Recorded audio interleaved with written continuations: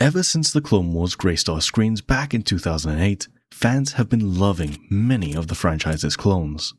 But not all of them wear halos, and some are downright evil.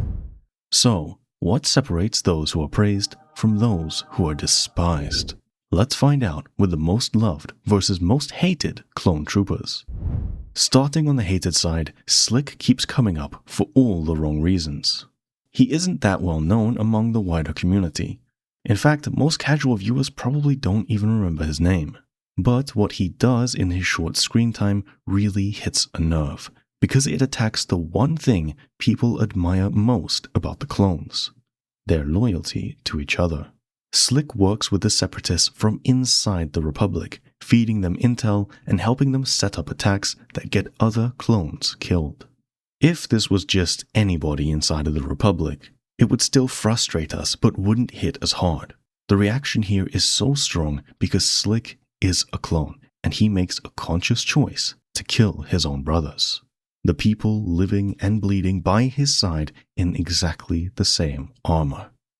Even when he tries to explain himself, tries to act like he's doing something noble, the damage is already done, because viewers have already seen his brothers pay the price for his betrayal. On the loved side, Heavy gets a ton of affection despite his very limited screen time. He is incredibly well remembered because he represents the clones at their very best, brave under pressure, protective of his squad, and willing to face something terrifying so others can walk away alive. At the Rishi outpost, the Separatist invasion causes the situation to spiral fast, and it becomes clear the goal here isn't just to win. It's stopping a disaster that could completely change the tides of the war. He gets his brothers to safety and makes a last stand that hits us deep in the feels, because it's a real soldier moment. He doesn't give an epic speech, and he doesn't take pride in the noble act he's performing. He just preps his weapons, arms the bomb, and buys time for his brothers to escape, before destroying the outpost entirely. And for a cherry on the cake, he does of course have that legendary one-liner. Do we take prisoners? I don't. For many fans, Heavy is a constant reminder that while most clones never get statues to highlight their honorable acts, they still play a major part and are not forgotten among their brothers. Before we jump into the rest of the video, I want to give a quick shout out to Sabers Pro. If you've ever wanted a lightsaber that actually feels like it came straight out of the movies, Sabers Pro have you covered. Their hilts look like proper on-screen replicas, their blades are bright and durable, and all of them are built tough enough for real dueling. They're solid, beautiful sabers that you can actually fight with. Click the link in the description or use code LUXTEMPLE at checkout to save yourself some money and support the channel. With that out of the way, let's get back into the video. Now, Dogma is one of the most divisive clones in the whole franchise, and the reasons are a little bit more complicated than they may seem. The frustration with him builds throughout the Umbara arc of the Clone Wars, where other clones slowly realize they're being used by Pong Krell, who is rogue and evil, but for some reason, Dogma stays locked into strict obedience, following orders even when they're getting clones killed, and stop making sense. This was something very painful to watch, in no small part because it's very realistic. The way that some people cling to authority, even when that authority is clearly rotten and toxic. It's something that we see in real-world armies, and having it put upon our beloved clones, especially Rex and his team, was very disappointing. Dogma isn't written as a monster, though. He's written as someone who can't handle uncertainty, so he grabs the rulebook and refuses to let it go. That's not inherently wrong. After all, it is his job as a soldier. But when he places his duty above any kind of morals and care for his brothers, well, he towed the line too far. By the time he finally snatches Rex's gun and shoots Pong Krell, it feels less like justice being served and more like a final collapse of trust. And plenty of fans never forgave him for how he treated his brothers. Switching gears to somebody much more beloved, Tech got popular because he breaks the stereotype of exactly what a soldier is meant to look like and be. He's not the loud, tough guy trying to prove he's the best fighter. He's smart, focused, and pretty socially awkward in a way that feels very human and, to many of us, relatable. In the Bad Batch, his value is incredibly clear because he thinks differently on a unique level and keeps the team alive through information and technology. He reads systems fast, sees patterns that others may miss, and stays steady and calm when everything around him is falling apart. People love Tech so much because he shows a different kind of strength than we're used to seeing in the clone army. That being said, not every Bad Batch adjacent clone gets that kind of warmth. The Disney version of Scorch creates a specific kind of frustration for longtime fans of the Legends continuity. He comes from Delta Squad, a group associated with elite skill and strong brotherhood. So, in Disney's Bad Batch, seeing him serve the Empire feels like a real punch to the gut. It isn't just that he's working for the bad guys, it's that he does it with a cold professionalism, like he's been reduced to nothing more than a tool of evil, completely different from his character in the Republic Commando game. For viewers who care about clone identity, the story of Scorch becomes a symbol of what the Empire tries to do to all clones. Strip away their individuality and turn them into brutes. Now, whether we blame the character himself or just the writing behind him, the end result is the same. He represents a real punch to the stomach of any long-term Star Wars fan. On the flip side, Echo is one of the best examples of why fans connect with clones so deeply. He starts out as a regular trooper in the Domino Squad story, standing out because he keeps going after being set back. But what locks him in as an absolute favorite is what comes after. The suffering, the survival, and the fact he still keeps pushing with his heart intact.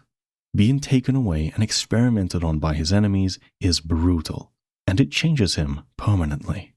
And yet, despite all that pain, he still chooses to fight for people who need it and protect his brothers. Echo is loved because he feels like a real survivor. Someone who went through the absolute worst and refused to let pain turn into cruelty. Now we have a trickier case. Crosshair. He's not just hated for being difficult, because early on he's incredibly skilled and closely bonded to his brothers. The hate for him grows because he crosses lines that feel completely irreversible. He becomes the one pulling the trigger when civilians are in the way of an objective, and he keeps choosing the Empire even when it's obvious that they don't care about him or his clone brothers whatsoever. What makes him hard to watch is that there is always a sense of what could have been, had he stuck with his group. Even when the story explores what was driving him and tries to explain his actions, our feelings are still deeply disturbed, because what he did was incredibly personal. And then we have Fives, one of the most beloved clones, for a very simple reason. He kept doing the right thing when the right thing was dangerous. Fives uncovers the truth about the inhibitor chips and the fact that the clones are being set up as future weapons against the Jedi. It's a tragic arc because it shows a soldier doing real investigative work, asking questions, connecting clues, and refusing the easy way out. The more he learns, however, the more isolated he becomes. People dismiss him as crazy and treat him with immense suspicion, ultimately leading to his tragic death. Fans love Fives not just because his instincts were on point, but because he fought for his brothers, even when none of them believed him. Coming up to the final stretch now, the second most hated spot goes to Commander Appo. Appo attracts hate, even though he's cool and his whole character is a reference to Avatar: The Last Airbender, because he's tied to the moment where the clone army stops feeling like a tragic brotherhood and more like an unstoppable boot on the galaxy's throat.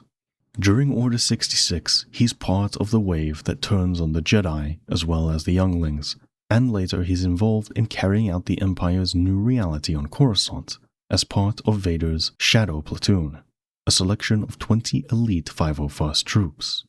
To a lot of fans, Appo represents the nightmare version of the clones we know and love, because He's cruel, efficient, and sticks to his orders. In a world full of betrayal, his hits harder than many, because even when he was injured by a Padawan, he waited to fully recover and continued to personally assist Darth Vader in his evil acts.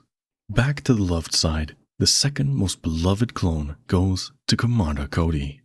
Cody is so deeply loved because he represents the best version of a disciplined clone officer. He's professional, calm, and dependable without needing to be flashy. His close relationship with Obi-Wan also makes him feel more personal and vulnerable than a lot of other commanders. When Cody's on screen, there's a sense that he's thinking about the mission and trying to keep his troopers alive. We also love Cody because he shows the tragedy of Order 66 in a clear way. He's not someone who hates the Jedi. In fact, he loves at least one of them. He is a soldier who gets turned against those he loves, but eventually finds his way back.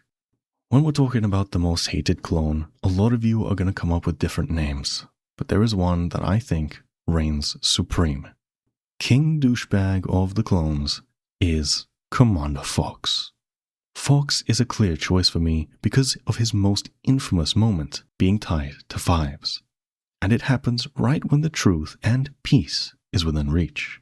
Fox is the Coruscant God commander who ends up shooting Fives during that final confrontation in the Inhibitor Chip arc. And for many viewers, that is the most unforgivable moment of the era. And that's without even considering his chasing down of Ahsoka Tano and incredibly poor treatment of her. Refusing to let Anakin speak to her, for example, and ordering his men to shoot to kill when she escaped, all just add more icing on the hate-filled cake. Even when people argue he was just doing his job, which is true, he did it with an intense level of bluntness, brutality, and aggression. And that's exactly why the outcomes are always devastating, leaving us with the death of Fives. And finally, last but certainly not least, the most beloved clone is Captain Rex. This is a no-brainer, and I do not think anybody would disagree. Rex's story stretches across the whole Clone Wars era and keeps evolving even to this day in material like The Bad Batch. From being a loyal soldier to independent fighter, from following the chain of command obediently to choosing what he believes is right and fighting for those who need it. He's a strong leader who genuinely cares about his men, respects the Jedi, and willingly opposes the Empire when he sees the wrong they're doing. Over time, he becomes the face of a clone uprising, questioning orders, challenging decisions, and trying to get more of his brothers to see the light. His relationship with Anakin and Ahsoka are a huge part of the reason that we love him even more, showing that loyalty goes beyond just rank and politics. When Rex eventually starts fighting for the Rebel Alliance and even ends up on Endor, it feels like the clones didn't vanish into history after the fall of the Jedi. One of them kept going, carrying the memory of all others before him. And yes, in my head, that is Rex at Endor. I don't care if you disagree. So that is my list for the most loved and most hated clones. Do you agree? Are there any that you feel I placed in the wrong order, or maybe I should have put somebody else? Let me know in the comments down below. Drop a like on the video if you enjoyed it, subscribe for more awesome Star Wars content, and be sure to check out Sabers Pro for a beautiful, movie-quality lightsaber. Be sure to use the code Luke's Temple at checkout, or click the link at the top of the description to save yourself some money on your order and support the channel. Thank you all for watching, and may the Force be with you.